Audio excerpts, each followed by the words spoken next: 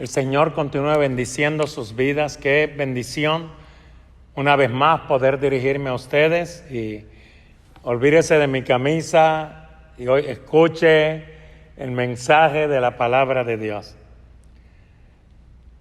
Desde muy jovencito escuché al evangelista Gille Ávila decir: Cristo viene, arrepiéntete. Desde muy jovencito escuché mensajes de la venida del Señor. Y a la edad que tengo, hoy, son pocos los mensajes de la venida del Señor. Y la Biblia habla más de 300 veces acerca de la venida del Señor. Y no podemos pasarlo por alto.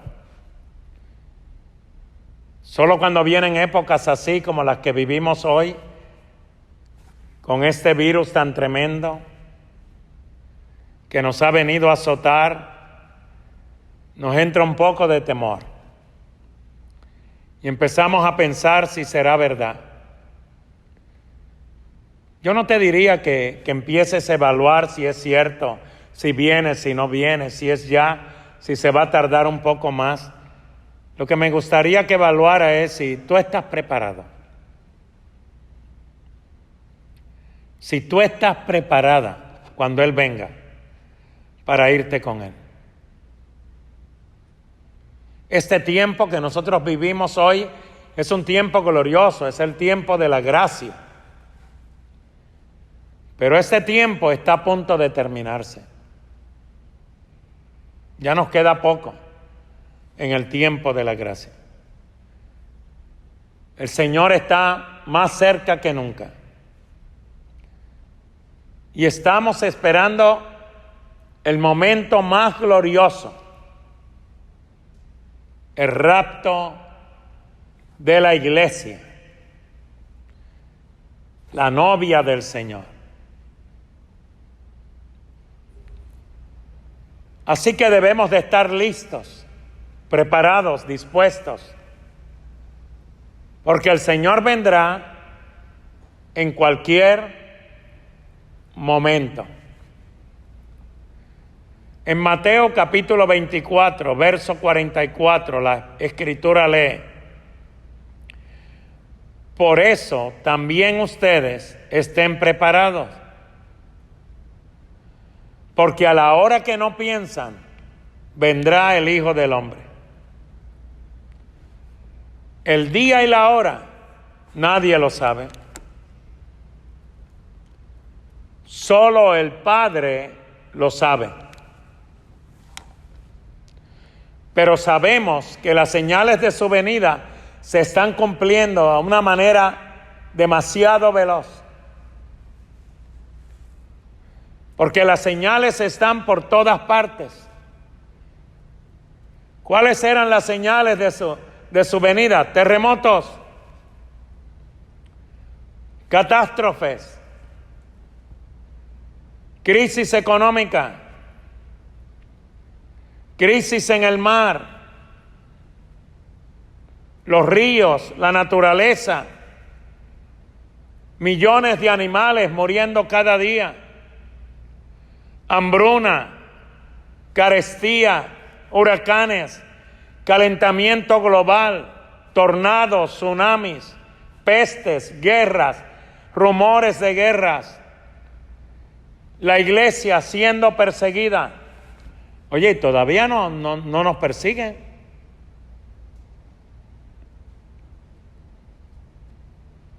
Todavía no estamos siendo perseguidos. Señales en los cielos,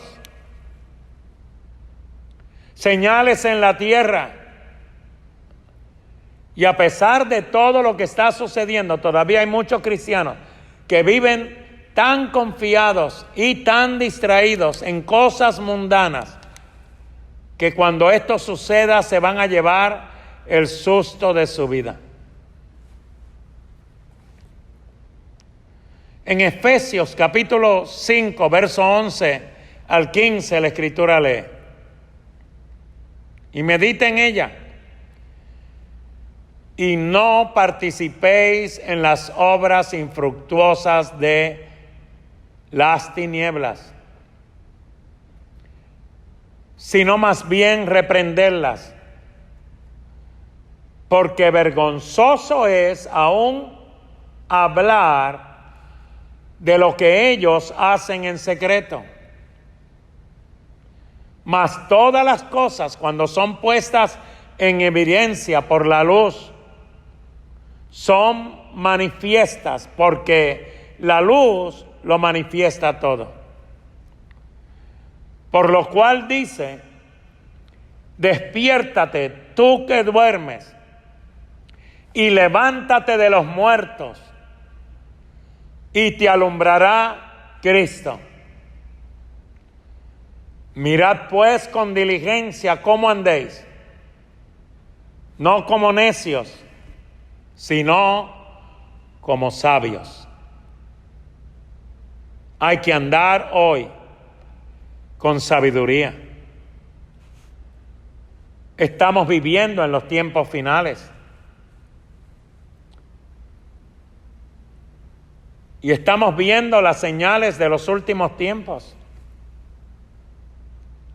Señales inminentes que se manifiestan diciéndonos que Cristo viene ya.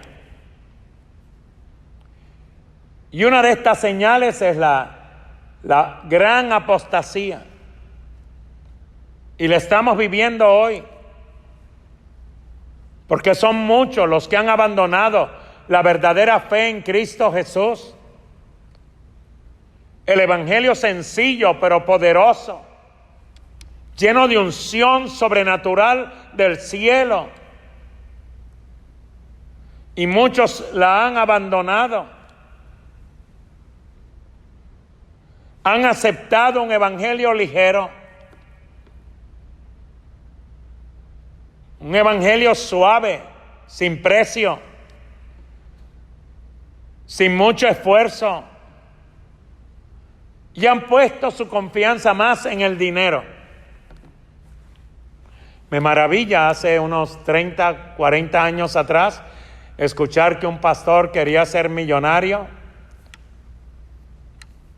Eso era raro. Pero hoy son innumerables los hombres que predican el evangelio, que su deseo es ser millonarios. Pues tú no ves que toda la riqueza más grande es la espiritual. ¿Para qué quieres ser millonario? Si tú pones tu delicia en Jehová, Él te concede las peticiones de tu corazón. Si buscas primeramente el reino de Dios y su justicia, lo demás se añadirá. Pero la confianza se ha puesto en el dinero, que en la gracia, que en la misericordia, que en el poder de Dios. Hoy en día, la palabra santidad parece una mala palabra. Y hay quienes la han llevado al extremo. Hay quienes hablan de santidad por cómo te vistes, por cómo te miras, Hoy casi no se predica santidad. La gran apostasía ya está presente en muchas iglesias. Hay muchos que ya han apostatado de la fe. Están siguiendo la carne, están enseñando doctrinas que no van de acuerdo a la Biblia, enseñando un evangelio diferente. Ya no se predica como se predicaba antes, que lo más importante era Dios. Y muchos no quieren oír esto porque son confrontados con su estilo de vida. Cuando el Señor nos dice en su palabra clara y enfáticamente en Hebreos capítulo 12, verso 14, sin santidad nadie verá al Señor. Esta generación ha sido una generación que ha sido contaminada por una plaga de manipuladores religiosos. ¿Cómo manipulan la Escritura? ¿Cómo manipulan las emociones, los sueños de los cristianos? La iglesia de hoy se ha acostumbrado que los predicadores hoy se conviertan en mendigos del dinero. En vez de ser predicadores que predican la palabra por convicción y confían que Dios es dueño de toda la plata y de todo el oro, y a quien quiere la da. Y se ha convertido en una norma el deseo por las cosas materiales. Hay veces que personas me llaman y me dicen, ¿usted es el pastor Emerson Morales? Y le digo, sí, yo soy, ¿qué le puedo servir? Es que Dios me dio un mensaje para su iglesia. Y le digo, sí, ¿de verdad? Oh, pues mire, y yo quiero ir el domingo a dar ese mensaje. No puede venir lunes. Es domingo que tiene que venir a dar el mensaje. Le digo, sí, y pues ¿cómo usted supo de nosotros? Y me dice, disculpe pastor, ¿cuántos miembros tiene su iglesia? Y yo le digo, como 20, 22. ¿De verdad? Sí. Me dice, le llaman un momentito. Nunca vuelvo a oír de ellos. Ya no tienen mensaje para mi iglesia.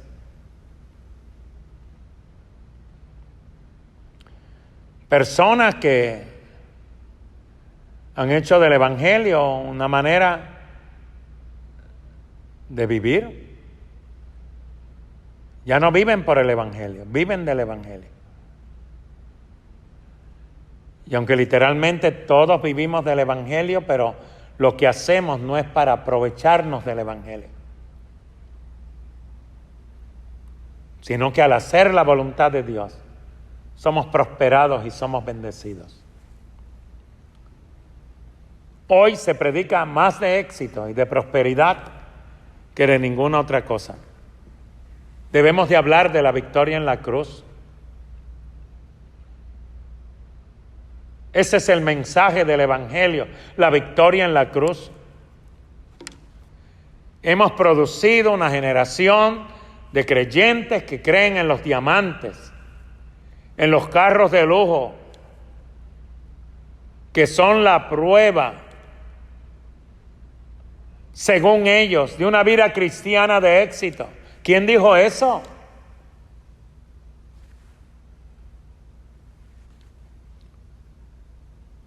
Cuando Juan el Bautista mandó a preguntar que si Jesús era el Cristo que esperaban o era otro que debían de esperar, Jesús hizo esperar a los mensajeros que había mandado Juan. Y vieron a Jesús hacer milagros, sanar ciegos, sanar paralíticos, abrir los ojos de los ciegos. Y cuando terminó, les dijo, vayan y díganle a Juan. Vayan y díganle. Los ciegos ven. Los cojos andan. Los paralíticos se levantan. Los mudos hablan. Y a los pobres es anunciado el evangelio. Nuestra riqueza es el evangelio. Perdóneme usted. No hay mayor riqueza. Si Dios no me diera nada más de lo que me dio, la salvación de mi alma y el perdón de mis pecados, es suficiente para que un día yo sea arrebatado al cielo. ¿Qué mayor riqueza puedo requerir o tener?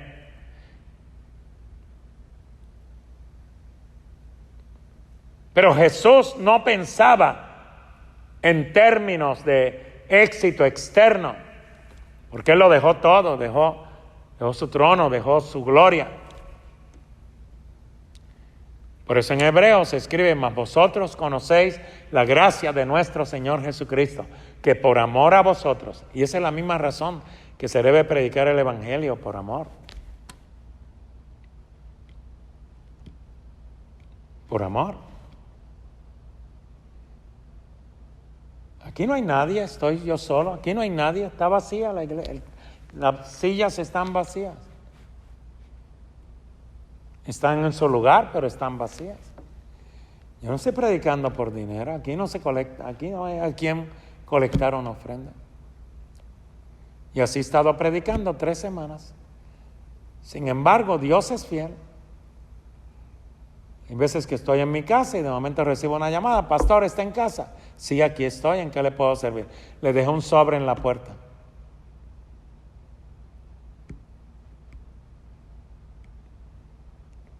Y en la casa de mis hijos, que son ministros también, esta misma persona dejó un sobre con dinero. Yo le dije, yo le pedí. Personas nos llaman, ¿dónde dejamos el diezmo? Pastor, tú no tienes que meterte a través de la internet a pedir ofrendas. Da la palabra. Alimenta a las ovejas, alimenta al rebaño. Ocúpate de lo de Dios. Y Dios se va a ocupar de lo tuyo.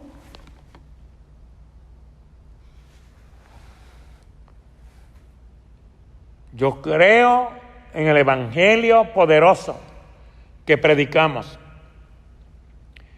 Y yo creo que nosotros fuimos llamados a ser como Jesús. Y el éxito de Jesús no era el externo. Él vivía solamente con el pensamiento de la obediencia a Dios.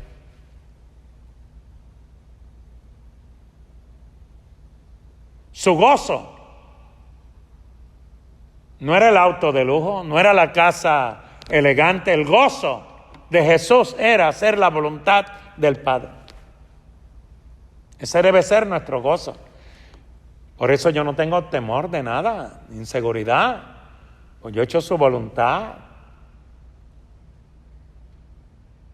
Jesús un día dijo estas palabras en Mateo 8:20.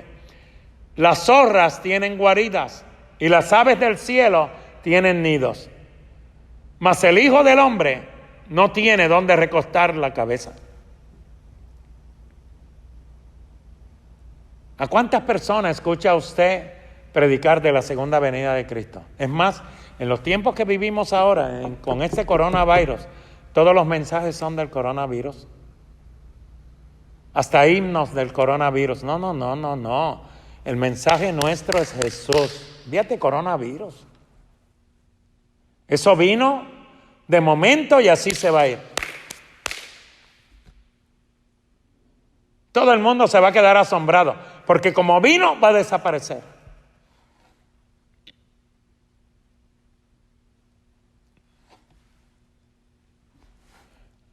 ¿Por qué no se predica la venida de Jesús? Porque choca con los que se quieren enriquecer, con los que quieren hacer del evangelio un negocio. Se les acaba el negocio, se les acaba todo si Cristo viene.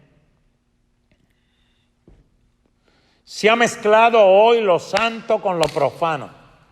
Tiene que haber una diferencia. Porque una fuente no puede dar 2 clases de agua. O da agua dulce o da agua salada. Un siervo no puede servir a 2 señores. Le va a ser fiel a uno y le va a ser infiel al otro. ¿Y qué iglesia es por la que viene Cristo? Viene por una iglesia santa, sin mancha, sin arruga, ni cosas semejantes. Según lo dice Mateo 25:13. Una iglesia que vela y que guarda su vestidura limpia y resplandeciente. Y Mateo 25:13 dice, velad,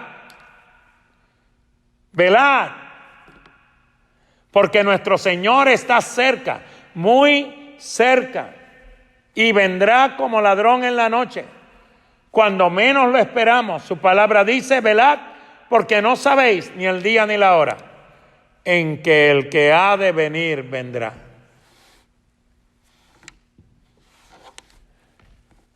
El que nosotros no estemos esperando a Jesús, que no estemos apercibidos, que no estemos consagrándonos, que no estemos dependiendo de Dios, que no haya una entrega total en nuestra vida. Esto enseña solo una cosa: que no somos una iglesia fuerte, sino una iglesia débil.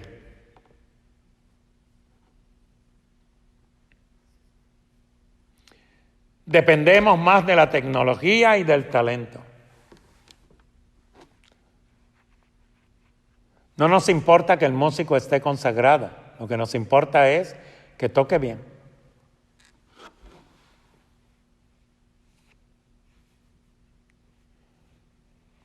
Una vez invitamos a un cantante cristiano, estoy hablando de hace un tiempo atrás, mucho tiempo atrás, muchos años. Había sido un cantante secular convertido al evangelio.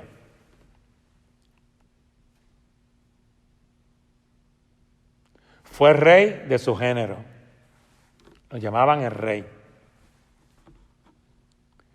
Su testimonio conmovió al mundo cristiano, al mundo secular.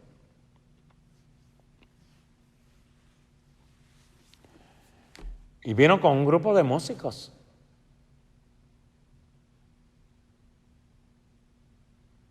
En los paréntesis que hubieron entre que ellos cantaban y que yo prediqué, uno de los diáconos se me acercó y me dijo: pastor, uno de los músicos estaba fumando afuera. Digo, ¿cómo? ¿Cómo va a ser? Y yo sentía un ambiente en algunos de ellos un poco raro.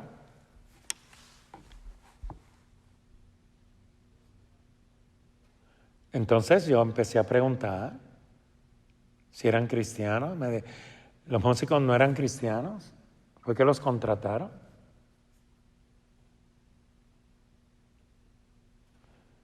Porque esta persona quería tener los mejores músicos, aunque no fueran cristianos. ¿Quién te dijo a ti que una persona del mundo es mejor músico que uno cristiano? Podrá tocar mejor. David no era el rey del arpa, pero nadie le ganaba a tocar el arpa. ¿Por qué? ¿Por qué tú crees que nadie le ganaba? Porque él tocaba ungido. Quizás los que adoran en la iglesia no son los mejores cantantes del mundo, pero han consagrado sus voces para Dios y solo le cantan a Dios. No le cantan a Dios hoy y mañana al mundo.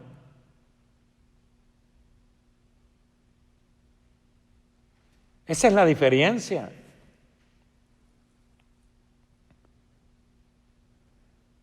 Y empezamos a depender de la tecnología y empezamos a depender del talento. Y los cultos en la iglesia parecen un bloque de hielo.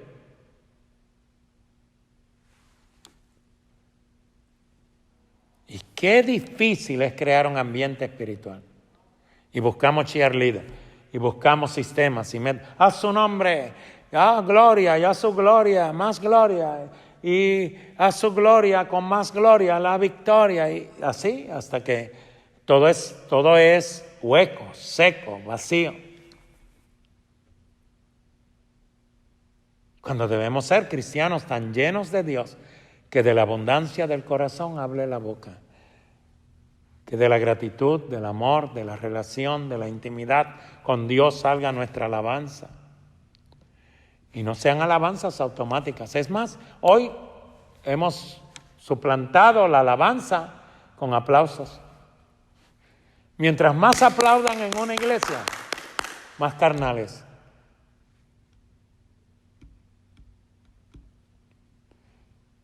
Pastor, pero mire, en poder y gozo se aplaude, sí se aplaude.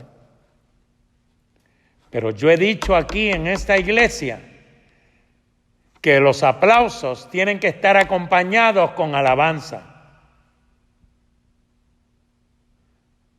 Porque aplausos se le dan a cualquiera, pero aplauso y alabanza solo se le dan a Dios. Él es merecedor de alabanza. Él es digno de toda gloria, de toda honra, de todo honor, de todo reconocimiento.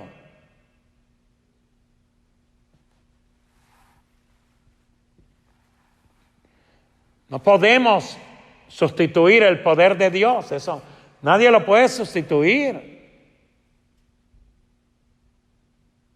Hubo una época donde alguien oraba por alguien para que recibiera el Espíritu Santo y le dicen, no, es un lenguaje, repite conmigo.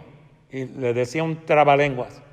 Y la persona repetía el trabalenguas, ya tienes el Espíritu Santo.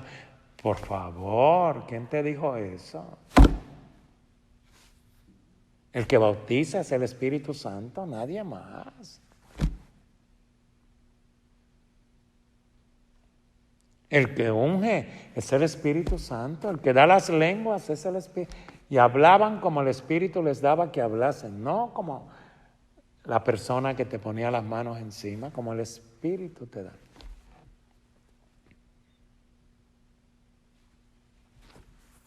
No es el ingenio del hombre, es el poder de Dios. La iglesia ha comenzado a caminar en esta última época en base a la burocracia, en lugar de rodillas postradas.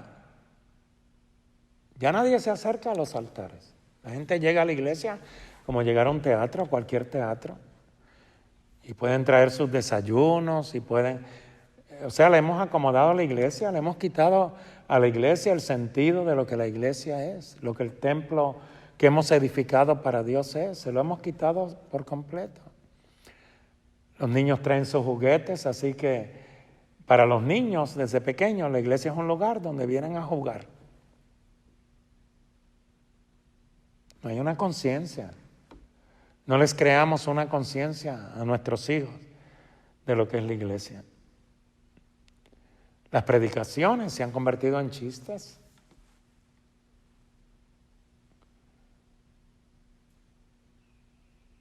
Y es común que predicadores comiencen sus predicaciones con chistes, a mitad chistes y al final chistes para entretener a las personas. Esto es serio, el púlpito es serio. Otros llenan el vacío de la falta de Dios en la iglesia con obras de teatro, otros con conciertos. Hay iglesias que todos los meses tienen un concierto. Así sobreviven. ¿Y cómo llega la gente a los conciertos? ¿Cómo llegan? ¿Cómo corren de un lado para otro detrás de los conciertos? Vamos a llevar a nuestra iglesia al trono de la gracia de Dios. Y si tú los llevas al trono de la gracia, esa gracia se va a manifestar sobre cada uno de ellos. Van a ser bendecidos, grandemente bendecidos. En Mateo 21, capítulo 12 al 14, la Biblia dice que y Jesús entró en el templo y echó fuera a todos los que compraban y vendían en el templo. Y volcó las mesas de los cambistas y los asientos de los que vendían las palomas. Y les dijo, escrito está, mi casa será llamada casa de oración, pero vosotros la estáis haciendo cueva de ladrones. Y ahí mismo, en el templo, se le acercaron ciegos y cojos y los sanó. Mateo 21, 12 al 14. Yo te digo que te prepares. Prepárate, hermano, prepárate, hermana. Prepárate con Dios, prepárate en Dios. Ten lista tu lámpara con aceite. Porque el Señor le habló a las 10 vírgenes, 5 prudentes y 5 fatuas. Unas estaban preparadas y la mitad no estaba. Solo el 50% estaba preparado. Que tú no seas del 50% que no estaba preparado. Tenemos que estar alerta. Mira lo que está pasando. Conságrate a Dios. Primera de Tesalonicenses, capítulo 5, verso 4 lee. Mas vosotros, hermanos, no estáis en tinieblas, para que aquel día os sorprenda como ladrón. Porque todos vosotros sois hijos de luz e hijos del día. No somos de la noche ni de las tinieblas. Por tanto, no durmamos como los demás, sino velemos y seamos sobrios. Cristo viene ya. El Señor mismo descenderá del cielo. Lo dice Primera de Tesalonicenses, capítulo 4, versos 16 y 17. Espero que hoy, al hablarles con el temor del Señor, pero con un grande deseo dentro de mi corazón, de que todos los que me escuchan reflexionemos juntos del tiempo que estamos viviendo. Somos la generación que nos tocó vivir estos días finales. ¿Para qué? Para ser testigos. ¿Para qué más? Para participar del hecho más grandioso y glorioso que conmoverá al mundo desde los cimientos más profundos. ¿Qué acontecimiento es ese? La venida del Señor por su iglesia. Mateo 25:13 concluye esta predicación. Donde quiera que estés, oye lo que dice Mateo capítulo 25 y verso 13. Velad, pues, porque no sabéis ni el día ni la hora. Velad.